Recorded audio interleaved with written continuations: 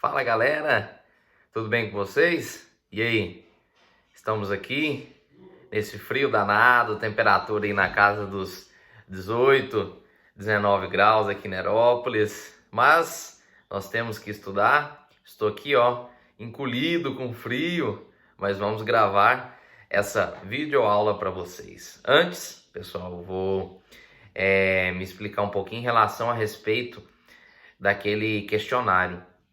E eu pude comprovar que alguns alunos estão preocupados com as questões aí do Enem e pediram mais aulas.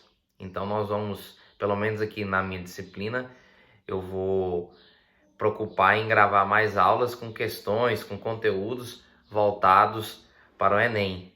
Nós temos aí 5 conteúdos que mais estão no Enem e ecologia é campeão no Enem. Então nós vamos tentar ajudar vocês de outra forma, beleza? Mas vamos continuar a nossa aula e hoje nós vamos falar de sistema RH em seres humanos. Na aula passada nós falamos dos grupos sanguíneos, nós vamos continuar a falar de sangue, só que hoje nós vamos falar do sistema RH e também nós vamos falar da eritroblastose fetal. Nome difícil, mas a gente vai falar direitinho, não vou errar, hein? Senão terá...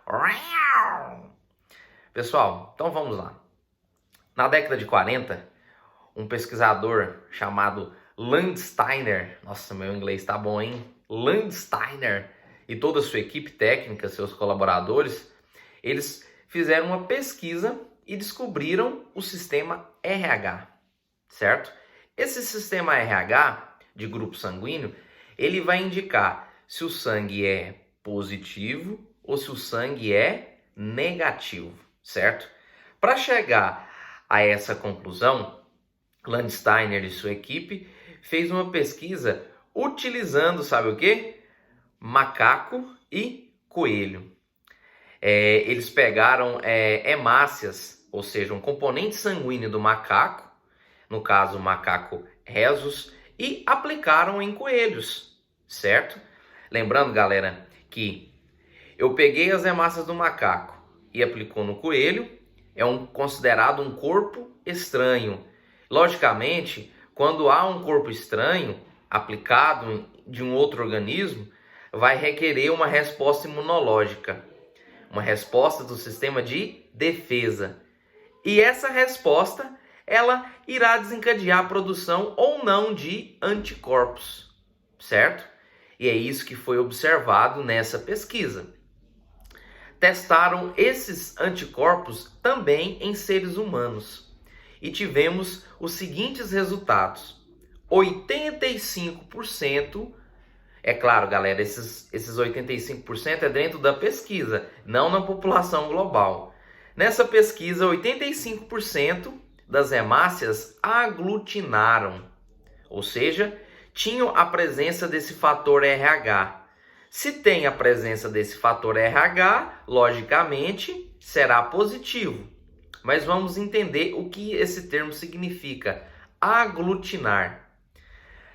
A aglutinação do sangue, o sangue vai formar uns carocinhos, uns gruminhos, certo? Ele não vai ficar lisinho, a sua consistência normal. Então, o sangue formou uns gruminhos, uns carocinhos. Se formar isso, o sangue testou com o fator RH, ou seja, ele é positivo. Dentro dessa mesma pesquisa, 15% testou com ausência desse fator RH, ou seja, o anticorpo não reagiu, certo? O sangue continuou a sua consistência líquida, sem apresentar os carocinhos, certo? Então, nós temos fator RH positivo, com a formação dos gruminhos, e fator RH negativo sem a formação desses gruminhos, sem a formação, a ausência desse fator RH. Com isso, galera, outras pesquisas, outros estudos foram sendo pesquisados. E nós temos a seguinte situação para ilustrar a importância disso, do sangue RH positivo ou RH negativo. Vamos supor a seguinte situação. A mãe, ela tem o sangue RH negativo e ela engravida e o filho tem o sangue RH positivo, certo? Vai acontecer, galera, uma sensibilização. Essa sensibilização é porque o feto vai ter contato com o sangue materno. E o sangue materno irá produzir anticorpos para tentar combater esse fator diferente, certo? É claro, no primeiro filho, isso vai acontecer em níveis bem pequenos, em níveis que não irá prejudicar o bebê, não irá prejudicar o feto, certo? E aí não afeta a criança. Porém, a partir da segunda gestação, isso pode levar a sérios problemas, certo?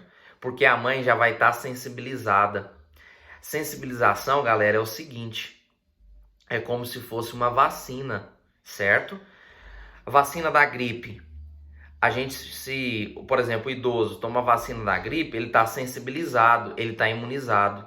Se a gripe aparecer, ele já vai saber combater. Ele que eu falo, eu estou dizendo o sistema imunológico, certo? Então isso é importante. Ou seja, ó, prestem atenção.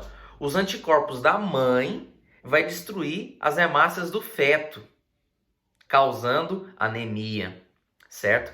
Anemia pode provocar até a morte do feto. É uma coisa muito séria. Pode provocar também aquela pele bem amarelada, chamada icterícia, certo? Então isso é muito complicado, é muito sério.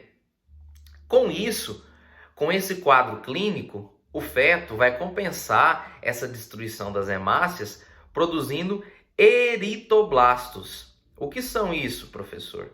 São hemácias imaturas, hemácias jovens. Ou seja, o sangue vai ficar prejudicado.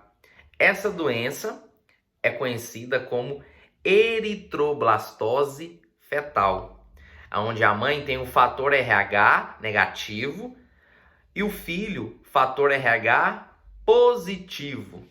Na primeira gestação, a sensibilização acontece, mas não é suficiente para causar prejuízo ao bebê. Na segunda gestação, os problemas começam a aparecer. Por isso, a mãe deve ser sensibilizada, tomar vacinas para evitar que isso aconteça. Isso é um procedimento que é comum, certo? A mãe precisa conhecer o fator RH, certo? Dela, obviamente, e do esposo, do marido também, beleza? Então, nós temos 4 grupos sanguíneos, A, B, AB e O, e nós temos 2 variações do fator RH, o positivo e negativo. 4 vezes 2, 8. Temos também, galera, o sangue considerado com RH nulo, um sangue dourado. É muito raro, por volta de 80 pessoas no mundo possuem esse sangue dourado. É um sangue, lógico, extremamente raro, onde ele não tem fator RH, ele é nulo, não é positivo e não é negativo. Ou seja, nesses casos, essas pessoas, quando for precisar de transfusão sanguínea, elas precisam receber deles mesmos ou de pessoas com a mesma deficiência. Isso é um fator genético, beleza? Muito conteúdo, informações demais nessa videoaula, mas a gente precisa adiantar o conteúdo, beleza? Então, um grande abraço e até a próxima, galera. Valeu!